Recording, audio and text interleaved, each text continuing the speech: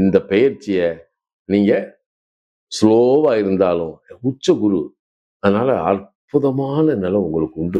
3ஆம் இடத்தை பார்க்கும்போது நீங்க புதிய முயற்சி ஏதாவது பண்றீங்க, நல்ல சக்சஸ்ஃபுல்லா இருக்கும். கன்னிகா லக்னத்துக்கு இந்த குரு யாரு அப்படின்னா சுகசப்தமாதிபதி, அதாவது சுகஸ்தானம், சப்தமாதிபதி, 7க்குடையவர். அப்ப இவர் என்ன செய்யறாரு, இப்ப லக்னத்துக்கு 11ஆம் இடத்துல பேச்சாளர். அடாடா, யாருக்கும் கிடைக்காத ஒரு அற்புதமான நிலை.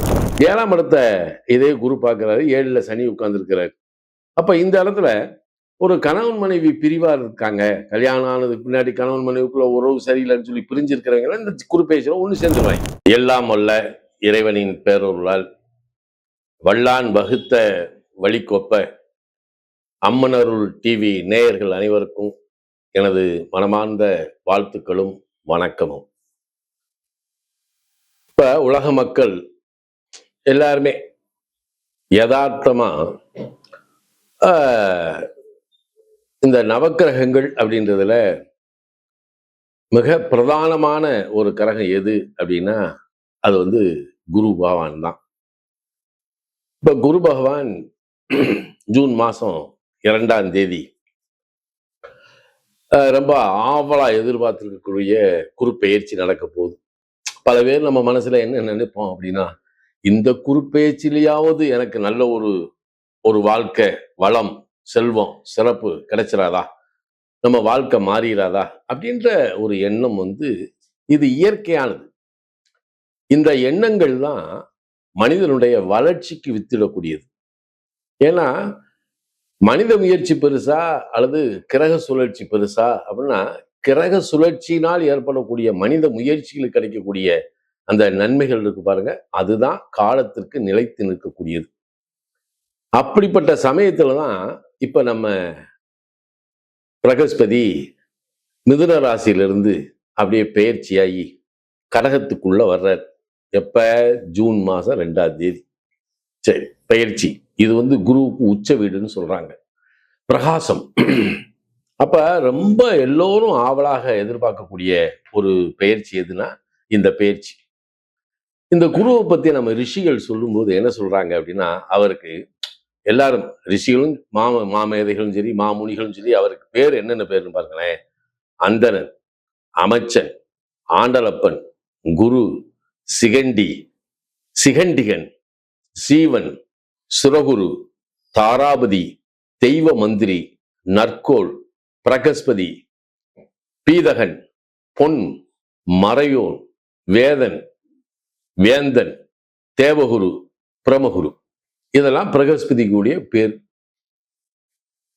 அதாவது நவக்கிரகத்தில் இருக்கக்கூடிய குரு பகவானுக்கு நம்ம முன்னோர்கள் ரிஷிகள் இட்ட பேர் இத்தனை பேர். அதுல பாத்தீங்கன்னா நற்கோள் அப்படின்னு ஒண்ணு வரும், தெய்வ மந்திரி அப்படின்னு ஒண்ணு. இதை நம்ம எப்படி, இதைத்தான் நம்ம கெட்டியா பிடிச்சுக்கணும். வேந்தன், இந்த வேந்தன்ற வார்த்தையை எடுத்துக்கணும். தேவகுரு, தேவர்களுக்கெல்லாம் அவர் குரு. அதுல பிரம்மகுரு, இவருக்கு மேல ஒரு ஆள் இல்லை. இந்த குருவைத்தான் நவக்கிரகத்துல சுபக்கிரகத்துல, அதாவது நவக்கிரகத்துல கூடிய 9 கிரகங்கள்ல சுபக்கிரகமா கொண்டு வராங்க. முழு முதல் சுபன் யாருன்னா குரு தான். அதனாலதான் குரு பயிற்சியை நம்ம எல்லாருமே என்ன செய்யறோம், பிரதானப்படுத்துறோம். இந்த குருவுக்கு பார்வை மிக அற்புதமான சிறப்பான பார்வை இருக்கு. அந்த பார்வை தான் ஒரு மனிதனுடைய வாழ்க்கையை மாற்றக்கூடிய நிலை அப்படின்றத நம்ம பெரியோர்கள் சொல்லி வச்சிருக்காங்க.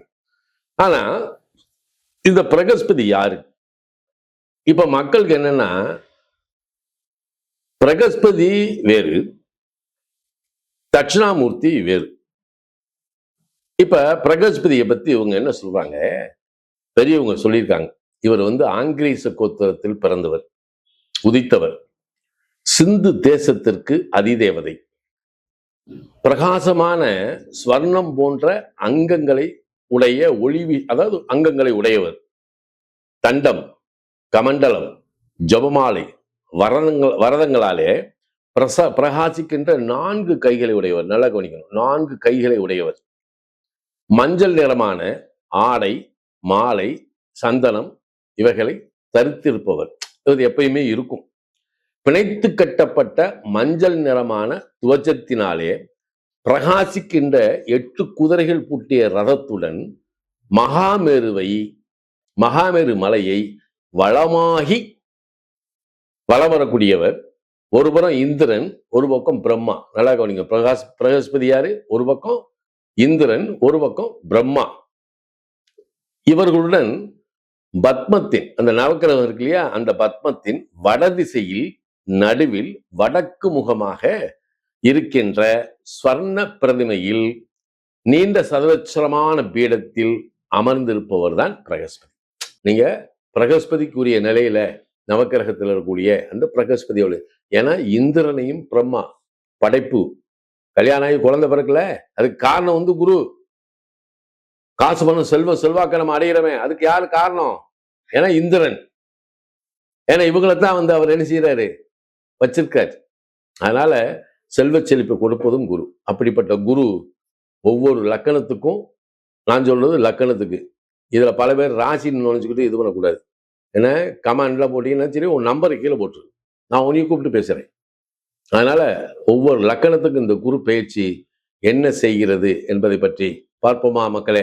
இப்ப குரு பயிற்சி ஜூன் மாசம் 2ஆம் தேதி குரு பயிற்சி ஆகிறாரு. கன்னிகா லக்கணத்துக்கு எப்படி இருக்கும்? நம்ம ஆசையா எதிர்பார்க்கறது தானே. ஏன்னா நம்மளும் மனித பிறப்புல தானே சாமி பிறந்திருக்கோம். ஆனா கன்னிகா லக்கணத்துக்கு இந்த குரு யாரு அப்படின்னா சுகசப்தமாதிபதி, அதாவது சுகஸ்தானம், சப்தமாதிபதி, 7 அப்ப இவர் என்ன செய்யறாரு, இப்ப லக்கணத்துக்கு 11ஆம் இடத்துல வந்து பேச்சாளர். அடாடா, யாருக்கும் கிடைக்காத ஒரு அற்புதமான நிலை. அப்ப இந்த குரு என்ன செய்யறாரு, 5ஆம் பார்வையா 3ஆம் இடத்தையும் 9ஆம் பார்வையா 7ஆம் இடத்தையும் இவர் பார்க்கிறார். சரி, 7 குடையவர் 11க்கு வர்றார், 7ஆம் இடத்தையும் பார்க்கிறார். கன்னியா லக்கணத்துல பிறந்தவங்களுக்கு கல்யாணமே நடக்காம இருக்கக்கூடிய கல்யாணம் கூட இந்த குரு பேச்சுல கல்யாணம் நடந்துரும். அப்ப குரு என்ன செய்யறாரு, சனி சாரத்துல பூசத்துக்குள்ள வரும்போது சனி பஞ்சமாதிபதி 7ல போய் உட்கார்ந்துருக்காரு. இப்ப கன்னியா லக்கணத்துக்காரனுக்கு உரிச்சு போட்டா கூட காதல் வராது. ஆனா ஒரு சிலர் வந்து விருப்பப்பட்ட கல்யாணம் பண்ணணுமே நினைக்கிறாங்கன்னா அது ரொம்ப நல்லது, செய்யலாம். குரு அதுக்கு துணை இருப்பார், அதுல எல்லாம் மாற்றம் கிடையாது. என்ன நான் சொல்றது நல்லா புரிஞ்சுக்கணும். கன்னியா லக்கணத்துக்கானுக்கு லவ் உரிச்சு போட்டாலும் வராது. அவங்க கடமை தவறாதவர்கள், கண்ணியம் மிக்கவர்கள். ஆனா இந்த குரு பஞ்சமாதிபதி சாரம் 7 குடையவர் இல்லையா, 11ல உட்காந்து பஞ்சமாதிபதி சாரத்தை வாங்கினதுனால லவ் மேரேஜ் பண்ணக்கூடிய வாய்ப்பு வந்துச்சுன்னா சில பெண்களுக்கு இது வரும். அப்ப பண்ணலாமா? கிராண்டா பண்ணலாம், தப்பே கிடையாது. சரி, 4 குடையவர் 11ல உட்காந்து 5 குடையவர் சாரம் அவர் 7ல உட்கார்ந்து இருக்காரு. 5ஆம் இடத்துக்கு 7ஆம் இடத்துல குரு வந்து உட்கார்றாரு. அப்படிங்கும்போது பெற்ற குழந்தைகளுடைய திருமண விஷயம் வந்துடுது. திருமணம் பண்ணணும் அப்படின்னு முடிவு பண்ணியாச்சு. அப்ப இருக்கிற வீட்டை ஆல்டர் பண்ணணும் அல்லது அதை மறுசீரமைப்பு பண்ணணும் அப்படின்னு ஒரு சூழல் இருக்கும்போது அருமையா பண்ணுங்க, அதுக்கெல்லாம் உங்களுக்கு துணை இருக்கும். அப்ப வீடு வாசல் அப்படி பெயிண்ட் அடிச்சு அப்படி இது பண்ண உடனே பிள்ளை கல்யாணமும் சிறப்பா நடக்கும். அதெல்லாம் மாற்றம் இல்லை. சரியா? இது நம்ம கவனிக்க வேண்டிய ஒரு முக்கியமான விஷயம். அப்ப குரு பயிற்சி கன்னியா லக்கணத்துக்கு நல்லா தானே இருக்கு. 3ஆம் இடத்தை பார்க்கும்போது நீங்க புதிய முயற்சி ஏதாவது பண்றீங்க, நல்ல சக்சஸ்ஃபுல்லா இருக்கும். 7ஆம் இடத்தை இதே குரு பார்க்கிறாரு, 7ல சனி உட்கார்ந்து இருக்கிறாரு. அப்ப இந்த இடத்துல ஒரு கணவன் மனைவி பிரிவா இருக்காங்க, கல்யாணம் ஆனதுக்கு பின்னாடி கணவன் மனைவிக்குள்ள உறவு சரியில்லைன்னு சொல்லி பிரிஞ்சிருக்கிறவங்க இந்த குரு பயிற்சியில ஒண்ணு சேர்ந்துருவாங்க.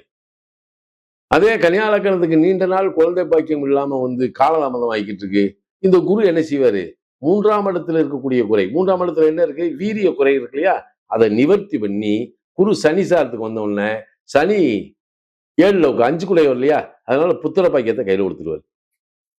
சில பேருக்கு 7ஆம் இடம்ன்றது 2வது குழந்தை, அது ஏற்கனவே இரட்டப்பட ராசி. அப்ப குரு 7ஆம் இடத்தை பார்க்கும்போது ஏற்கனவே ஒரு குழந்தை இருக்கு அப்படிங்கிறது இன்னொரு குழந்தை பெற்றுக்கொள்ளணும்னு ஆசைப்படுறவங்களுக்கு இந்த குரு பயிற்சி சூப்பரான பயிற்சி, அருமை, அற்புதமா இருக்கும். என்ன இது கேட்கறதுக்கு நல்ல மகிழ்ச்சியா இருக்கு. ஓகே, இப்ப நானு இந்த 11ஆம் இடம் காலபுருஷனுக்கு 4ஆம் இடம். சரி, வீடு வாங்கணும், வண்டி வாங்கணும், வசதி வாய்ப்புல பெருக்கிடணும், சூப்பர், அருமையா செய்யும். அப்ப சனி பகவான் 7ல வந்து திக்பலம் அடைஞ்சிருக்கிறார். ரைட். இந்த சனி பகவானுடைய நட்சத்திரம் இருக்கும்போது சின்ன சின்ன தடங்கள் வரும். இப்போ ஒரு இடத்துல போய் பொண்ணு பார்க்குறோம், பொண்ணு பிடிச்சிருச்சு, மாப்பிள்ளை வீடு பொண்ணு வீடு எல்லாமே பிடிச்சிருச்சுன்னு சொல்லுவாங்க. திடீர்னு இந்த சனி என்ன செய்வாருன்னா ஸ்டாப் அப்படிம்பாரு. அதுக்காக வருத்தப்பட்டுறக்கூடாது. அடுத்த இது வந்து கிராண்டா பண்ணி விட்டு போயிடுவாரு. யாரு? சனி பகவான். அவருக்குரிய குணம் வந்து தடங்களுக்குரியவர், தடைகளுக்குரியவர். அதனால அதை செய்யும்போது நம்ம வெக்ஸ் ஆகக்கூடாது. இதோட கிராண்டா சனி பகவான் வந்து கொடுத்தாருன்னா அவ்வளவு அழகா கொடுத்துருவார், சிறப்பா செய்வார். என்ன ஒரே ஒரு விஷயம், கல்யாணம் கன்னியா லக்னத்துல பிறந்தவங்களுக்கு கல்யாணம் ஃபிக்ஸ் ஆயிடுச்சா, நீ வண்டி வாகனத்துல ரொம்ப ரொம்ப கவனமா இருக்கணும். ஏன்னா குரு 3ஆம் இடத்தை பார்க்கிறாரு, விருச்சிகம் 7ஆம் இடத்தையும் பார்க்கிறாரு. இது காலபுருஷனுக்கு 8-12. அப்ப ஒரு காரியத்தை எடுத்து முடிய போகும்போது தேவையற்ற ஒரு ஒரு அதாவது காசு பணம் போயிடுச்சுன்னா பரவாயில்ல, சங்கடம் வந்துடக்கூடாது, சின்ன சின்ன இடைஞ்சல் வந்துடக்கூடாது. அதெல்லாம் வந்து பார்த்து செய்யணும். படிக்கக்கூடிய மாணவர்கள் கல்வி இப்போ +2 முடிச்சுட்டு போவாங்க, உயர்கல்வி எடுக்கணும்னு நினைப்பாங்க. இல்லை இப்போ 5 வயசு ஆச்சு அவனை ஸ்கூலில் சேர்க்கணும், 3 வயசு ஆச்சு அவனை எல்கேஜியில் சேர்க்கணும், இதெல்லாம் ஸ்கூலில் இப்பெல்லாம் சேர்க்கக்கூடிய வாய்ப்பு. கல்வி அப்படின்றது பிரதானமாக இருக்கு. என்ன பிரதானமாக இருக்கு, கல்வியில் நீங்கள் நல்ல உயர்வை அடையக்கூடிய ஒரு நிலை இருக்கிறது. அப்போ கன்னியா லக்னத்துக்கு எந்த விதமான ஒரு ரிமார்க்கபிள் இது இல்லை. 11 குருவரர், ஆனந்தமான மகிழ்ச்சியான சந்தோஷமான ஆரோக்கியமான ஒரு வாழ்க்கை உங்களுக்கு இருக்கு. அதுலேயும் திருமண வாழ்க்கை மிக பிரகாசமா ரொம்ப சந்தோஷமா இருக்கு. இது நம்ம பார்த்துக்கிட வேண்டியது. இதுல என்ன சார் நம்ம கவனமா இருக்கணும் அப்படின்னா, தாயாருடைய உடல் நலத்துல தான் கவனமா இருக்கணும். அப்ப கன்னியா லக்னத்துல பிறந்தவங்களுடைய தாயாருடைய உடல்நிலையில் சற்று கவனம் அதிகமாக செய்ய வேண்டியதா நிறைய இருக்கு. அதே மாதிரி இப்ப உதவி செஞ்சுட்டா உதவி கேட்கிறவங்க வந்து கேட்கிற நேரம் இருக்கக்கூடிய வாய் வந்து திரும்ப நாம போய் அதை திரும்ப கேட்கும்போது கிடைக்காது. அதனால நண்பர்கள் விஷயத்துல நீங்க இப்ப கொஞ்சம் எச்சரிக்கையா இருக்கணும். நண்பர்களுக்காக வரிஞ்சு கட்டிட்டு போய் நீங்க உதவி பண்றீங்கன்னு ஒவ்வொருத்தரத்தை சந்திச்சிடக்கூடாது. இது கொஞ்சம் கவனம். இதுல மட்டும் நீங்க கவனமா இருந்தீங்கன்னா நல்லது. மற்றபடி இந்த 2026 ஜூன் மாசம் பயிற்சியாகக்கூடிய குரு பயிற்சி உங்க வாழ்க்கையை வளமாக்கக்கூடிய பயிற்சி. இந்த வருஷத்தை விட்டுறாதீங்க. அடுத்து வரக்கூடிய குரு பயிற்சி உங்களுக்கு நல்லாத்தே இருக்கு. சிம்மத்துக்கு வந்தால் நல்லாத்தே இருக்கு. இப்ப 10ல குரு இருந்து பலவிதமான நிலைகள் நமக்கு ஒரு போராட்டத்தை தான் கொடுத்தாரு. ஆனாலும் என்ன சொல்றேன், இந்த பயிற்சியை நீங்க ஸ்லோவா இருந்தாலும் உச்ச குரு, அதனால அற்புதமான நிலை உங்களுக்கு உண்டு. வாழ்க்கையை வளமாக்கி கொள்ளக்கூடிய நிலையில் இறைவன் உங்களுக்கு சுட்டி காட்டக்கூடிய காலம் இது. கருத்தோடு உழைத்து மேன்மையான வாழ்க்கையை அடைய வேண்டுமாய் வாழ்த்துகின்றேன். வாழ்த்துக்கள்.